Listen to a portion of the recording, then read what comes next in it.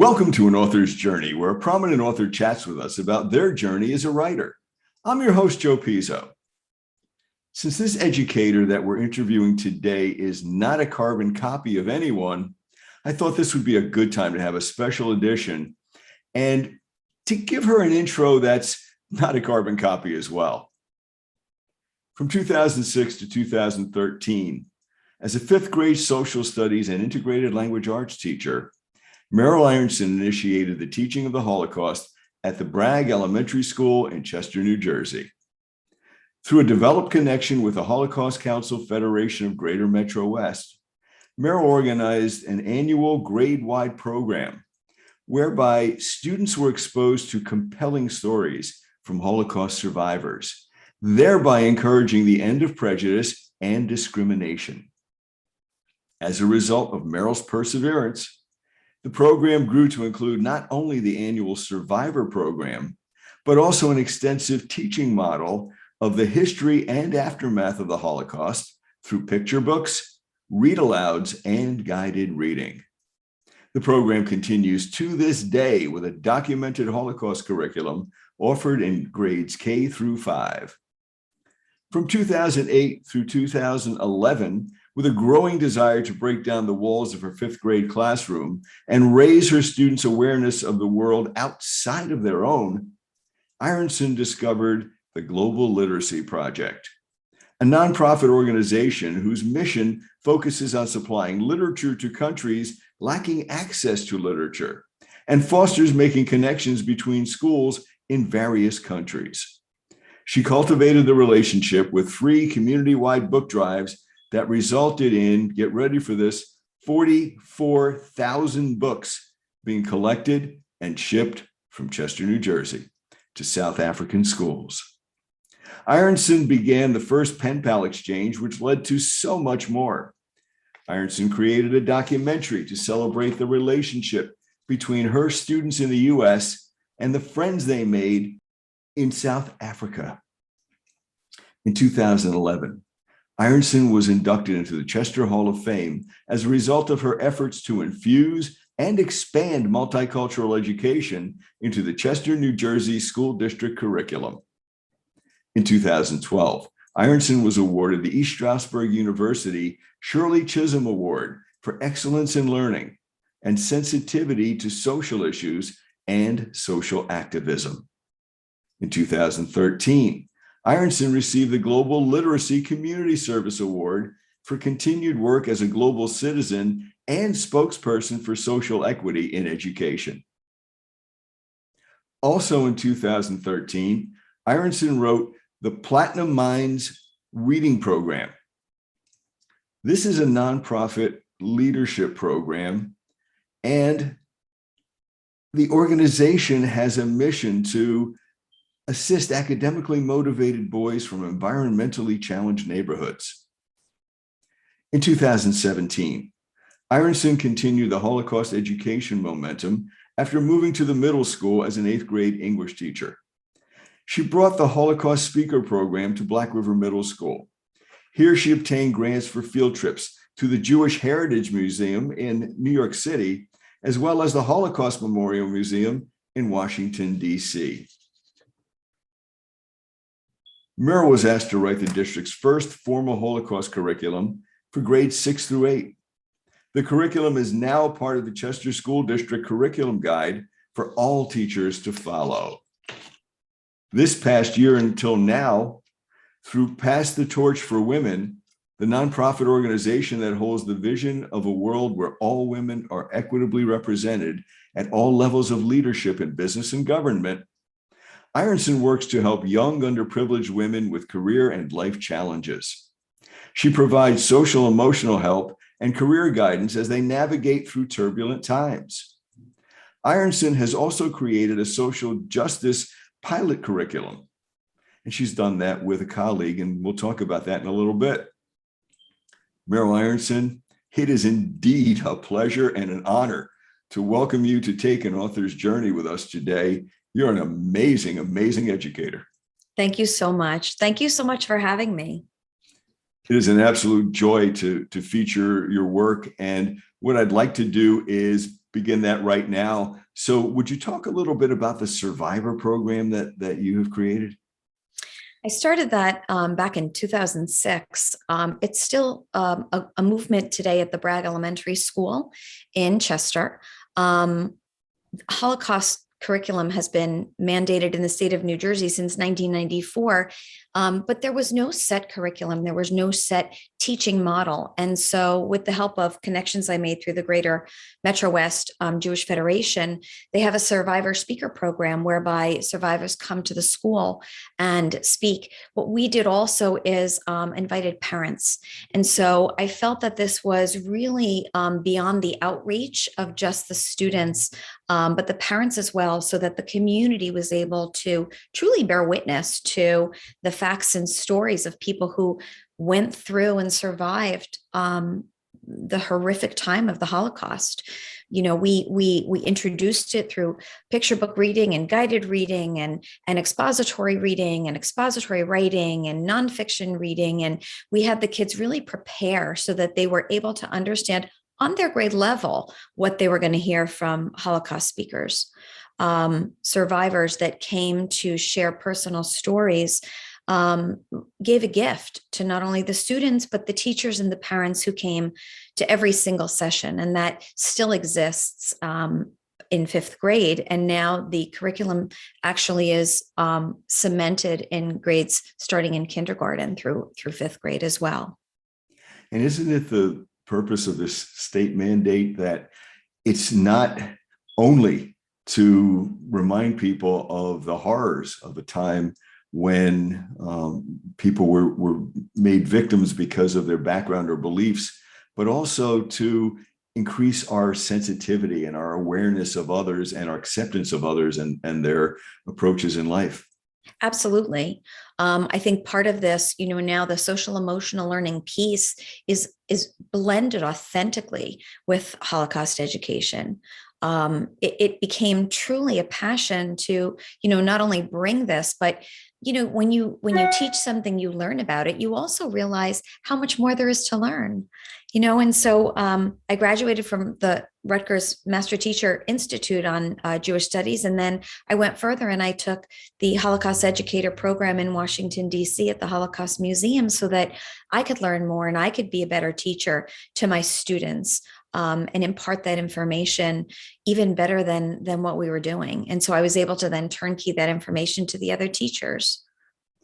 Now that seems to lead us to the Global Literacy Project, Mm-hmm. because you're not just narrowed in on one simple program, but you're looking at how does what we do in a classroom impact what our approach is to accepting the world, to maybe changing some little part of the world.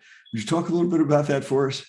Sure. I had wanted really a student-driven program that would allow my students to really kind of see the world around them outside of their own town. And so I did some research and I called a number of nonprofit organizations and finally found one that coincidentally was headquartered in New Jersey, the Global Literacy Project.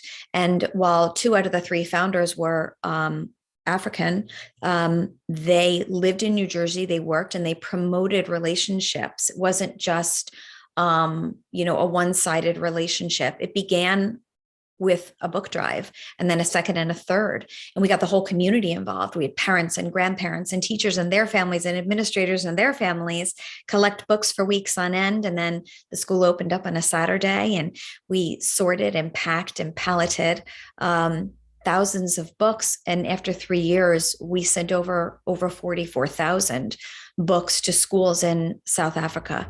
In between, the Global Literacy called and asked if I wanted to travel to South Africa with them over summers. And so my students who had been pen paling with their sister school in Randfontein, South Africa, they had cemented some relationships through pen pal letters, through gifts, through, you know, bracelets, through getting to know each other in that way. And so when they Global Literacy asked me to travel with them, I was thrilled. I jumped at the opportunity. So I went, I taught there, I did some teacher training there. I met all of the pen pals. I was able to take videos of those children and send them videos of our children. And I created a documentary, as you had mentioned earlier, between the two schools, to share at the New Jersey Teachers Convention, and a couple other presentations that I did to highlight the relationship between the two schools. To this day, I know that there are some students that still keep in contact with their South African counterpoint person. The other thing that we did was we involved the teaching of English. And so our children created poetry, their counterparts in South Africa created poetry, and we created a poetry anthology called Teaching Minds, Reaching Hearts that we had published here in the United States. And we were able to give everybody a copy, all the children in South Africa and the children here that participated in the poetry anthology. And we spread those out in the community and had them in the library. So it was really a multifaceted relationship. So they could learn it wasn't just a one-sided relationship where we give something, but an equal relationship that we respect and learn about each other, and learn about each other's cultures. And what's the most important lesson that you brought back to your students, or that you saw your students learn from having a global literacy project? I think that one of the most important concepts of their relationship was to learn that there were people just like them, living in another country, having a whole different life experience, and yet the similarities were astounding. The kids would talk about, trouble with parents or teachers, or overwhelming schedules, or academics that they didn't understand, or feeling like they didn't fit in certain circles within their own countries, and yet the similarities were stronger than the differences. Now, you returned to the Holocaust once again, because thematically, these programs are for the idea of clarifying our position in the world and seeing the commonality in people. So you created the Holocaust speaker program. We'd like to hear a little bit about that. So when I moved to the middle school, I brought the speaker program with me to the middle school. It had begun to run quite seamlessly in the intermediate school. And so we continued the same momentum. Interestingly, we needed, in addition to that, a formal curriculum. And so the superintendent asked me if I would write the curriculum for the middle school. And I was happy to do that, because it's so important, not just to have teachers who sign on to teach Holocaust in a way, but that they have guides, that they are able to have resources. And the curriculum was a resource. So not only had children heard a Holocaust speaker in 5th grade, but in 6th and 7th and in 8th grade. And so the more stories you hear, the more compelling the interest. And of course, every student was asked to write a letter to the Holocaust survivor afterwards. And those letters meant so much to the survivors that came to speak, and meant so much to the kids to be able to really articulate what this experience meant to them. Again, we opened it up to the community and to parents to come. Every speaker you hear is another story. It's another personal story. It's another window into the past. And so I think to understand our future best, we need to look to the past to be clear about what went through. Holocaust education is not just in isolation. It really, to your point, speaks to the idea of being empathetic to differences, to not just tolerating diversity, but celebrating it, but understanding that we're all different. And those layers are true to every student. And so regardless of the student's background, so many kids related in their own personal way. That word that you mentioned, authenticity, I think is absolutely critical for educators and for classrooms. If a student feels that there's a disconnect between the material and what the material would be useful for somewhere down the road, it becomes more difficult to process. But it seems that you have not only opened up their eyes to things that maybe they didn't know as much about, but you also have given them opportunities. You've built bridges. between different cultures, between different people, between different perspectives. And that seems to be a very important thing to do. I hope so. I think as educators, that's part of our responsibility. I say we teach the mind and we teach the heart. And those things that, now we know to be social emotional learning, they've always been a part of what educators do. I think it's our job. Now, you haven't just stayed within the classroom with the concepts and the programs that you've done. There's a program called Pass the Torch for Women. And that seems so relevant in the society in which we're living, in the times in which we're living right now, as the prospect of women becoming more impactful in the world has thankfully begun to change, and that we seem to be recognizing more and more that the role of women in society is diverse, that there are multiple things that women can do to contribute to the society. Let's talk a little bit about that. Yeah, 100%. And that's why I looked for an organization that I could put my money where my mouth was, and I think that the greatest gift that we can give is the gift of time. So I found an organization called Pass the Torch for Women.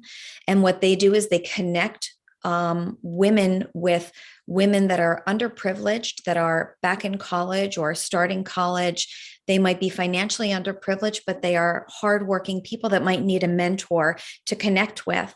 And through a digital means, through Zoom, as we're doing, we can connect with people anywhere in the country.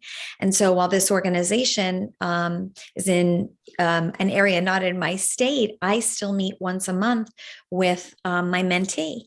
And we talk once a month about things that she's going through. And I try to help her with my experience, or even just act as a sounding board so that she has someone to reach out to. And Pass the Torch for Women is an organization that helps empower women through mentorship, through grants. And so that's my role. But, I teach, and we'll talk a little bit later about the social justice unit that I developed this year in conjunction with a coworker. But one of the legs of that, one of the components, is women's rights, women rising. And, we look at our history and we see glass ceilings that have been broken by women in every aspect of our world. And so I felt that outside of school, being a mentor for somebody who might need another female to kind of touch base with, might need someone to kind of, whether they're in education or the sciences or in business, nice to have someone to bounce ideas off of, to talk to, or to look to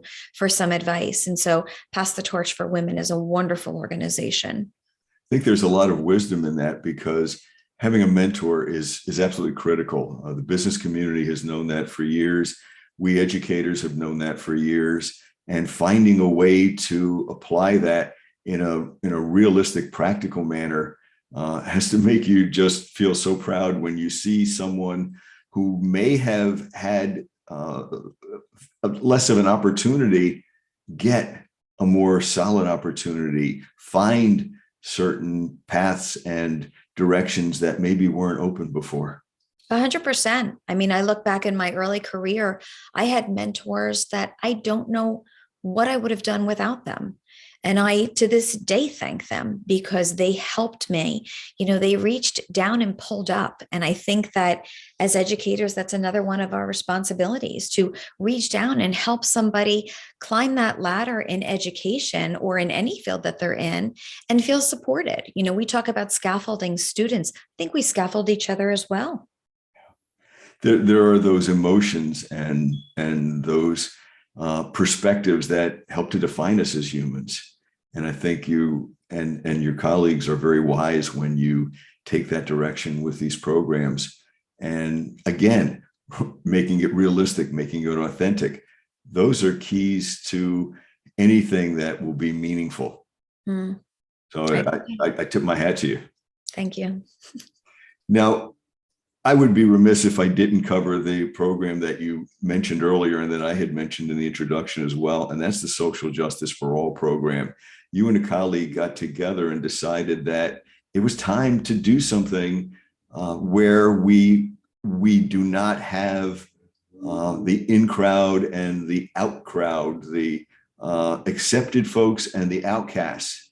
And you look to cast a broad net so that all will be considered to be treated with dignity and respect. Let's hear a little bit about that.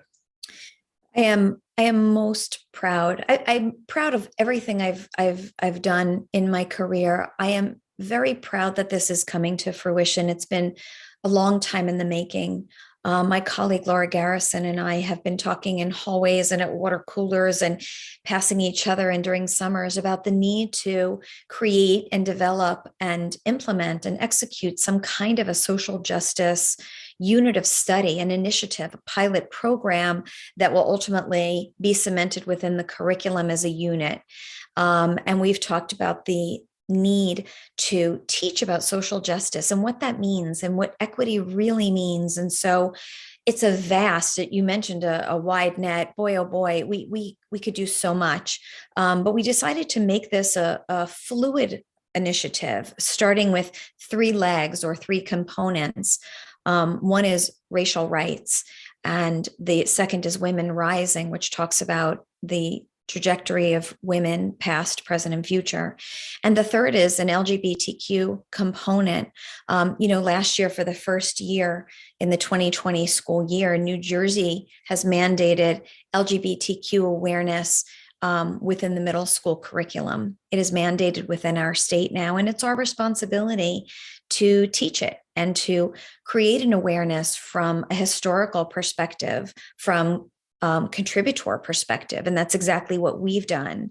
And so with Laura's guidance in the technology department, because she's the technology coach and teacher, she created the logistical part of it, which is a website that breaks down our unit of study into those three sections. And so each section allows me to use the website to teach about racial rights. And so we decided to teach that through the lens of photography, starting with civil rights and bringing it to the future. And we talk about the racial strife, the current situation in our climate.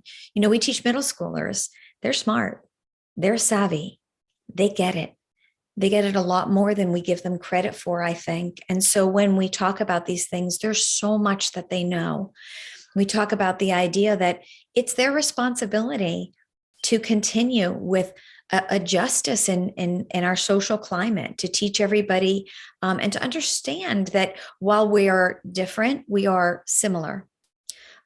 We talk about the roles that women have had in the past, that women have had in the future, whether it's in government, whether it's in sports, whether it's in entertainment or business. We go through the gamut. We teach, we call it Women Rising, because we want to teach that social equity affects so many different areas of our culture, of our world. And then we are going to keep this fluid in a way that we're going to add down the road Indigenous people and talk about past, present, and future. The kids are given the website as resources. So there's TED Talks, there's videos, there's picture books, there's news articles. And we've really vetted and kind of given the parameters of the website to our students, because after we go through all three sections, we then give them choices. We say, now it's your job to create a teaching tool about one aspect, your choice, about any of these three components. Utilize the web as your resource base and create a podcast as a teaching tool. They know technology. They were born with technology, so they know how to use it and they know how to promote. So their job independently is to do additional research on a section that they're most interested in, and then take that as far as they want to go. Now, you have done so much, and I have just basically scraped the surface, because there is a lot more that you've done over the years. I have been extremely fortunate to have worked in the same district as you do, and for the past few years to have worked as a 7th grade teacher while you are an 8th grade teacher. And I see the impact that the work that you do has on your students. And we can see through community-based programs that it doesn't just have an impact within a classroom, but it goes beyond the classroom and out into the community and globally to the world. you do a lot of different programs, and it seems that every few years you're coming up with a new idea and you're ready to go. And you talked about including Indigenous people in the program that you're doing now with social justice. Is there a direction that you feel you haven't been able to address yet, but it's in the back of your mind and you're looking for that as the next challenge?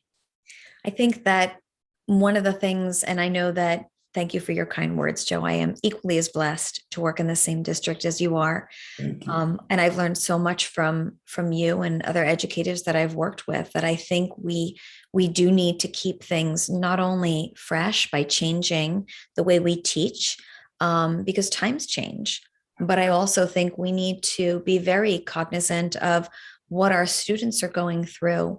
We need to gear our subject. I teach English. I used to teach English and social studies, and those subjects, I teach reading, writing, speaking, and listening. And so I can blend the teaching of those four areas into content like Holocaust education, like LGBTQ awareness. These are our responsibilities as educators. And I think that, to answer your question, I'm not sure. And I think that time will tell, because I think part of what we need to do is to look to our students to see what their needs are so that we can move forward and use that as our springboard and our inspiration to think, what's next? What do my kids need? Maybe I'll know next year when I see how this year pans out. And that's really what I've done in the past, is I've taken the lead from my students, what their needs are, because part of my job is to meet and exceed those needs, and then say, you know what, I'm noticing my kids are struggling with X, Y, and Z. Let's teach that. Meryl, there are many, many educators who are very skilled at what they do in their subject areas, but you seem to have realized that the only curricular boundaries are those of common sense, that if you are studying a piece of literature, that there are social implications, there may be scientific implications, there may be mathematical implications, artistic implications, that the curriculums, that are curricula that are out there do not have these imposed boundaries, because life really doesn't come with an imposed boundary. We use the curriculum to cover a certain amount of materials, but the relevance of those materials crosses those curricular boundaries. And I commend you for that. I've known that for years, that your classes are known not to be textbook only, check mark teaching, but they're practical, they're realistic, they're authentic, as we've mentioned a couple of times, right, and they're exploratory. They're exploratory, but it's not a go out and you have carte blanche for anything you'd like to do. There's always that reasonable intent that goes along with it. And all educators who are worthy of being called great educators instill that in their students right from the beginning. The students know that there are certain limits, that yes, you can explore, but there are certain ways that you go about that. And that's being socially responsible. And that's something I think folks forget sometimes about social equity, that it means responsibility. And that responsibility is both curricular as well as relying on some of the social aspects of dignity, respect, honor, integrity, and all of those other concepts that we have. Absolutely. So I mean, that. I do. And I think that that's what our industry has become. I think that it has broadened in so many ways to include the social emotional aspect, to connect with other disciplines. And I think that's where we get these aha moments when I talk about social studies, when I talk about things that they're doing in science, because so many of what we do is layered upon layered. Teaching in isolation is gone. We don't teach in isolation. We're part of a bigger community of educators. And I think it shows respect for other subjects. I think it shows respect for our students. And I think that while we give them choice upon choice because I think that empowers them. I think we also need to create those parameters that you were talking about. And so when Laura Garrison created this website and she said, why don't we use this as our vortex? Why don't we have this website as the go-to place for all things social justice that we're studying right now?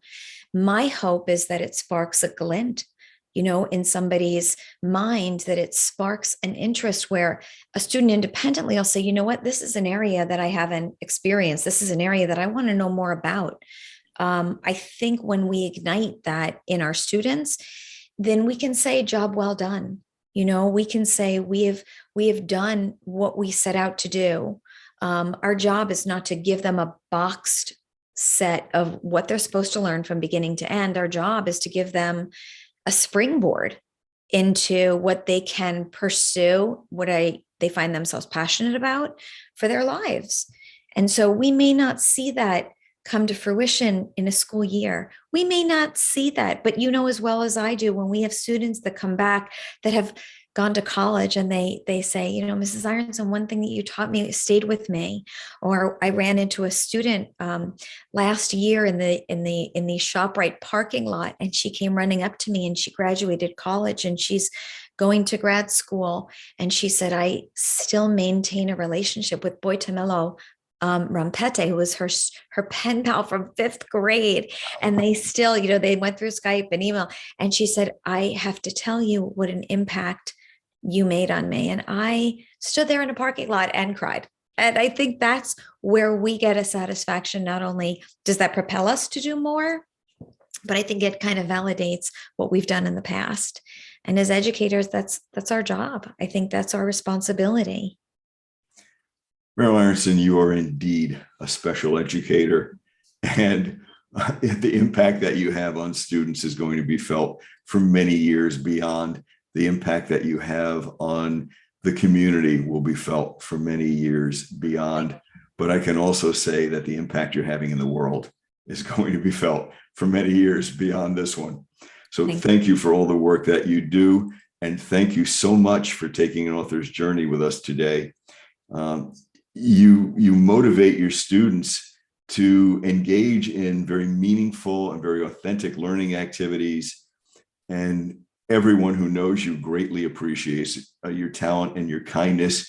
You are someone who, when they say the word special, I think if they look in the dictionary, the picture in there is probably yours. Well, thank you so much. And thank you for having me. And thank you for letting me talk about these things. It's a privilege to be on your podcast, Joe. Thanks so much. I look forward to discussing your next set of programs that I know are coming somewhere down the road. So thank you for your time. Thank you so much. My pleasure. Well, that concludes our journey for this day. Tune in again for more conversations with more authors of interest. For An Author's Journey, I'm your host, Joe Pizzo. Have a wonderful day.